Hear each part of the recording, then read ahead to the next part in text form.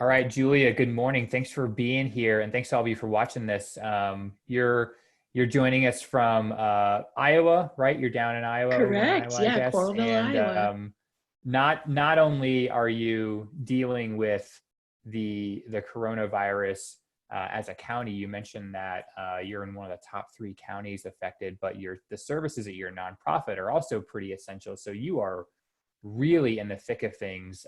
One of the reasons I wanted to talk to you, also the fundraising you've been doing has just been outstanding. So before we get into that, can you tell us who you are and what the organization does and kind of what you're all about? I'd love to. My name's Julia Erickson. My current role is Outreach and Events Manager at Community Crisis Services and Food Bank. We rebranded our organization just a little over a year ago. So we were formerly the Crisis Center of Johnson County, which you'll see on some things here. But we are a 50-year-old nonprofit, actually turning 50 this year. Wow, what a year. Yeah, big year. We turned 50 this year, and we started as the state's first crisis intervention line. And along the way, we have added on services at the community's request. So about 8 years into our service as a crisis line, they recognized a correlation between emotional distress and financial and material distress. So we added on a small food pantry, and that has since evolved, and now our food bank is our largest service. And we also have a basic needs program, so we offer housing and utility assistance, as well as work enabling items, prescription assistance, ID assistance, all of those great things. Wow. And then we have a mobile food pantry as well in the food bank. And then on the crisis intervention side of things, we are a 24/7 call, chat, and text crisis center. We answer the National Suicide Prevention Lifeline, as well as their national line called Disaster Distress Helpline, which we'll probably touch on a little bit here. Yeah. And then we have a mobile crisis outreach unit as well that serves currently 2 counties in Iowa, and we are launching into another 8 counties here in the very near future. So our organization is, I call it a Frankenstein organization, but In a good way. yeah, in the best way possible. You'll never find another organization like this. And at this time of COVID-19, the kind of emotional stress that this is putting on us, in addition to the financial and food stress, our organization is considered essential, I think, for every single person in our community, for our clients and our donors. We've seen so much support. So that's a little bit about who we are. Yeah, Is that good? as you were going through the list of services, I was like, yeah, you're needed right now. I It's mean, needed, pretty yeah. much every checkbox, I feel like. So what's been the impact? I assume folks Oh haven't been man. able to come to the food bank, or maybe that's been restricted a little bit, and then I assume the calls have increased. So what's Yeah. happened since now it seems like we're a month into it, Yeah. mid-March. Yeah. So as of like March 12th was when we started tracking things. Um, I mentioned we answered the disaster distress helpline. Typically, we were answering about 60 calls in 1 month. Wow. In a 10-day period, it went up to 700. Wow. So those have increased exponentially at this point. It's hard to say where we've been in the last couple of days right now. I don't have those statistics, but people are concerned. And COVID-19 is very different than the typical disaster distress that we see, because it's typically isolated in a kind of geographic region. But COVID-19 is so far widespread that our counselors are affected by the same crisis that the clients are calling in about. Right. So it's a much more personal interaction at this point. Our own crisis lines, of course, are still seeing those same calls. And typically people on DDH reached out to get resources. They wanted to know who was in their area to help. And right now it's a little more concern about their emotional health. So we're seeing a lot more people call in to just say, I don't know what to do. Where can I turn? And, what's happening right now. There's so much information out there that it's hard to know what's right. at some Yeah. points. So that's been difficult. But our counselors are amazing. We've switched to remote volunteers. So we are a volunteer-driven organization. We have about 400 volunteers on a typical week. Right now, of course, we're scaled back a little bit, Yeah. but people are able to answer calls, chats, and texts remotely at this point. So Wow. we still have people on those lines 24/7. And we've actually hired on a few of our volunteers to contractually answer the DDH line because that is typically a staffed line. One of the other changes that we've had to see in crisis intervention is moving our mobile crisis outreach to telehealth. So they are responding by video right now instead Wow. of going directly to that person in crisis. They are doing what we're doing right now. They're hopping on a video chat and seeing what they can do to support folks. So Wow. and that's kind of statewide what our state of Iowa has done with their mobile crisis line. So that means that we have people who are suicidal, who are in domestic violence situations, all kinds of different things, and they aren't able to have a physical interaction right now. Yeah. So And maybe they're at home with an abuser or potentially someone who's dangerous, something that has yeah. really opened my eyes to. Yeah. Yeah, so I think this month is actually Domestic Violence Awareness Mm. Month, and it's not something that our organization does particularly, but it is one of the services that we have and people do call about it. So that's been a big one. And we've also seen those calls decrease a little bit. We've kind of seen what we're calling a honeymoon phase with this COVID-19. Maybe for kids, being in school was a source of their distress. And now that they've been out of school for a couple of weeks, they're feeling a little bit better. Maybe same Interesting. thing for people at work, but we do expect those calls to increase again, kind of once the rose-colored glasses come off and the fog lifts, and we kind of see that staying home isn't the best for everyone, like we talked about, maybe domestic Yeah. violence situations or boredom and different mental health things can set in at those points. So that's pretty much it for the crisis intervention side. Moving over to the food bank, what a change it's been. Yeah. Seems like every day we have new information coming out. Iowa still does not have a shelter in place order, so we still have folks coming to us. We have changed our delivery service models. I mentioned we have about 400 volunteers that help us on a weekly basis. About 150 to 250 of those were in our food bank. We've now scaled back to 5 people in the food bank at a time. So it used to be we had a waiting area where clients would come in and they'd sit and wait to be called back into the shopping area. And now, of course, with social distancing, not allowing Yeah. more than 10 people to gather at a time, we actually have a walk-up service, and we are exploring a kind of curbside or drive-through option. It's just a little difficult with food deliveries, getting those logistics down. So Yeah. we're hoping to have that going sometime this week. But we are doing pre-packaged bags. So typically our clients were able to come in and shop for their grocery selections. And unfortunately right now, trying to limit the contact between individuals and items in the food bank, we've kind of reverted back to the prepackaged bags, which is something that a lot of smaller food pantries offer. However, at this point, it's really exciting. We're giving people more food. The selections have been amazing, Wow. because we've seen so many wonderful financial donations. We are actually able to purchase more of those kind of in-demand foods Great. and have a better selection. So one individual is taking home 50 pounds of groceries in a week. So, it goes up from there, however many people you have in your household, but we want to make sure that we are encouraging people to stay home if they don't need to come to us. If they have food, don't leave the house. And then let's see, so unfortunately a lot of our basic needs programs we've had to scale back on. We are still doing housing and utility assistance. Those interviews can be done over the phone, so that's very easy. Other things we've had to cut back on quite a bit.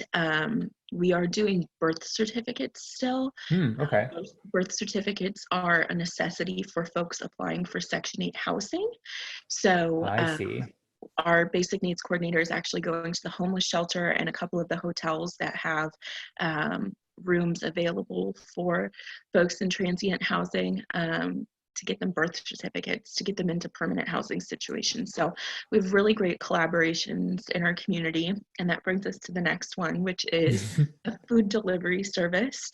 So our organization has our community has a fantastic network of support organizations. So our food bank is working with 2 smaller city food pantries, to make sure that everybody in Johnson County, where we are, receives food. So couple weeks ago, 2 Fridays ago, we started a food delivery service in connection with our county's seats program. So it's a kind of rideshare thing. So they are delivering food. We have other organizations that are, having one staff person come to us to pick up food for, many clients. So it's been fantastic. Again, every day there are changes. So Wow. we're staying open, we're staying flexible, and we're here to serve for as long as we can, as best as we can. Doesn't seem like you're busy or anything. So No, not at all. thanks for taking the time to talk to us. But Yeah. you mentioned the financial support, all these changes on the services side. Mm-hmm. I assume also your fundraising was nearly equally transformed. I mean, it looked like you had an event planned, like so many do in the spring. Was there a sort of a conversation or a strategy session of, okay, this is what we need to do on the fundraising side? Because you were not shy about asking for help. And some people are. So could you kind of walk through what that mentality was all about in the early days? There was a little bit of panic. Yeah.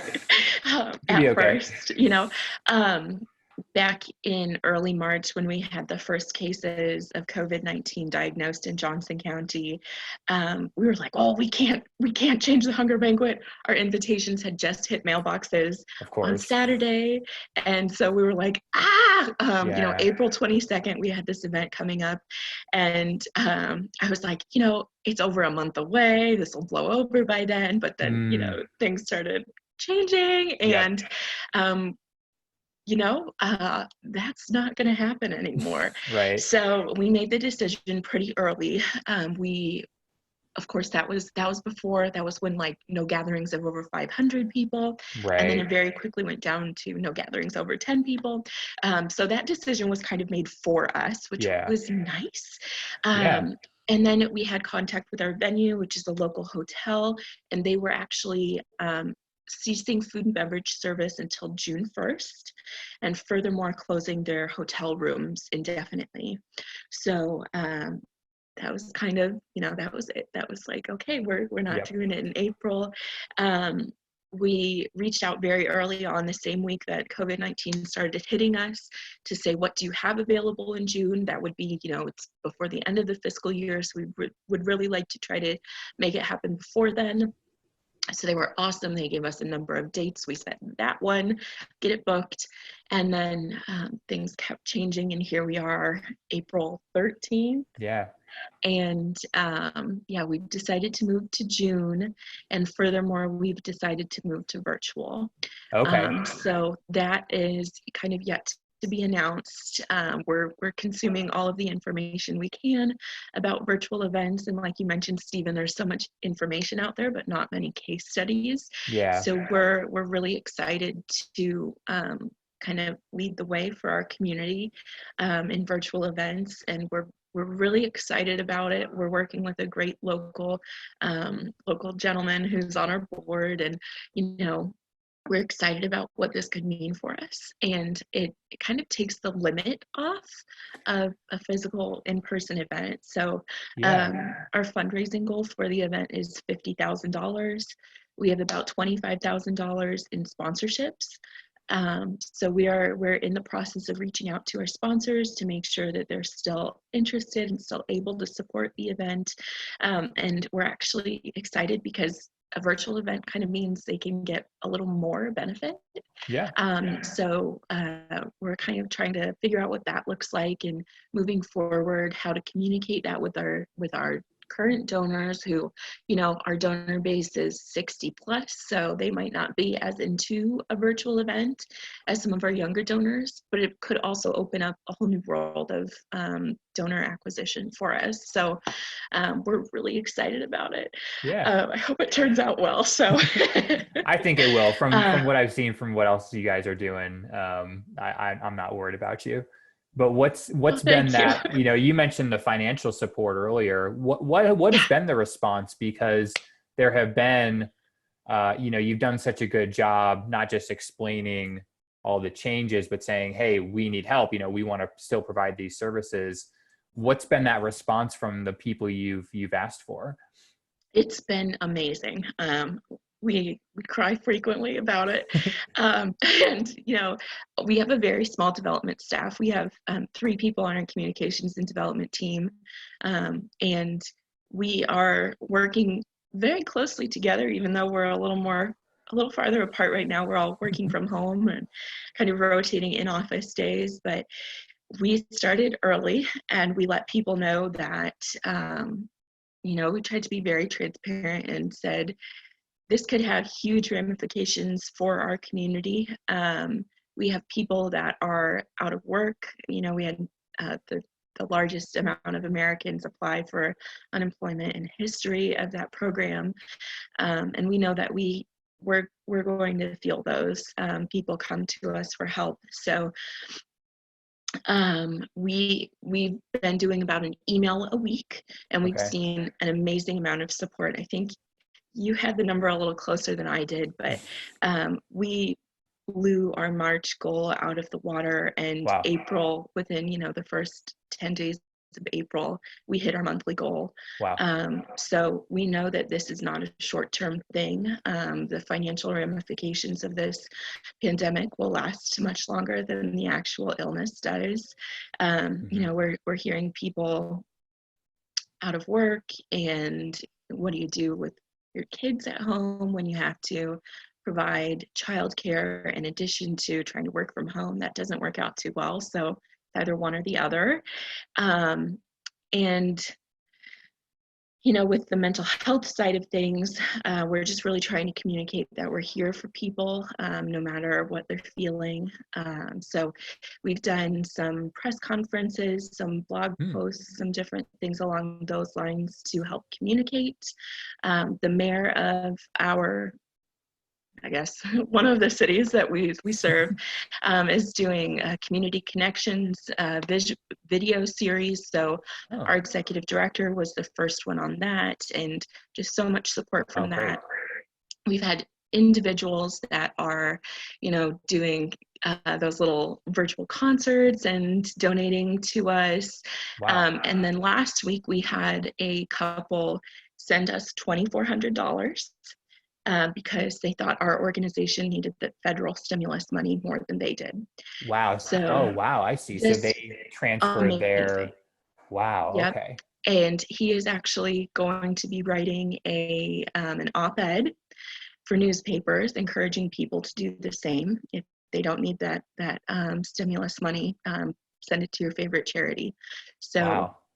We are just so blown away by the support of our community. And, we've had $5 donations, and we've had $5,000 donations.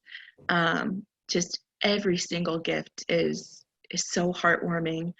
We have, I opened a letter last week from an elderly woman that said, I went to the grocery store, I was gloved, I was masked, I had everything on, but still, when I got to the register, I was able to pay for my groceries. And there are so many people that can't do that right now. Wow. So I'm extremely grateful, and here's a gift. And, that's the kind of support we're seeing from our community.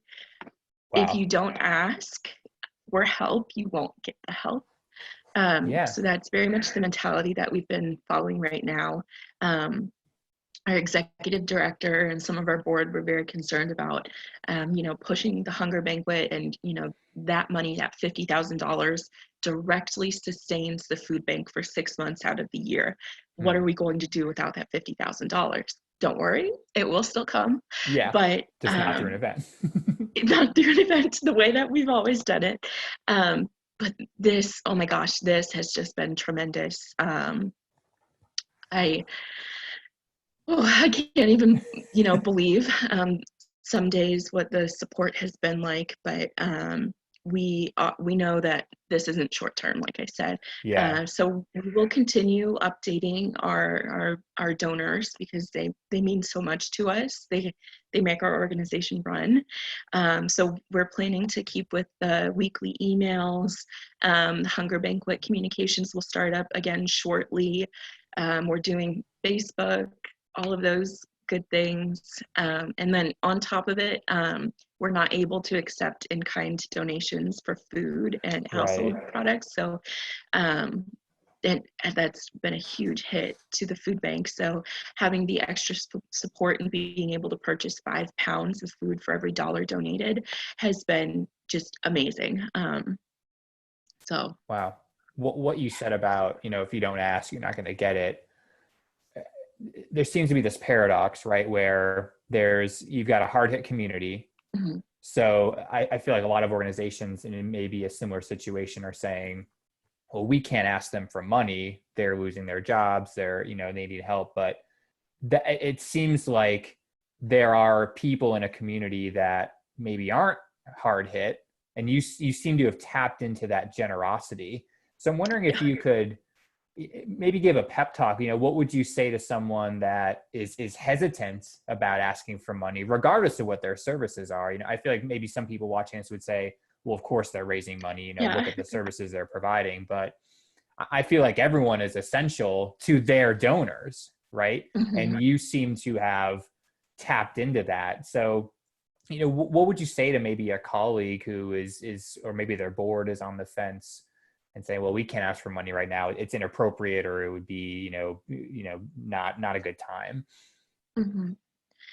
I personally believe that transparency to your donors is, one of the best things that we as fundraisers can provide.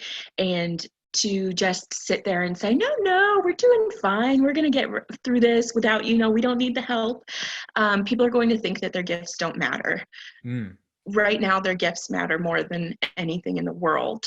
There are federal stimulus plans for businesses, and maybe your organization might be able to tap into that. But for so many of us, we can't. And the grants that are available are gone like that. Yeah. So you cannot rely on what you've got in the bank right now. You can't rely on grant opportunities. You can't even rely on corporations at this point. It's those individual donors that will get you through this crisis. We have an amazing board member and member of the community who said they were hit really hard with taxes this year, and they owe quite a bit, but they still wanted to make sure that our organization was supported. So they sent us their gift that was intended for December of 2020. Oh, wow. That's really great. Having that money now, if we need it now, we need it now. If we don't need it now, that's great. It's still there. That donor has fulfilled their desire to help, and your organization will go on for another day.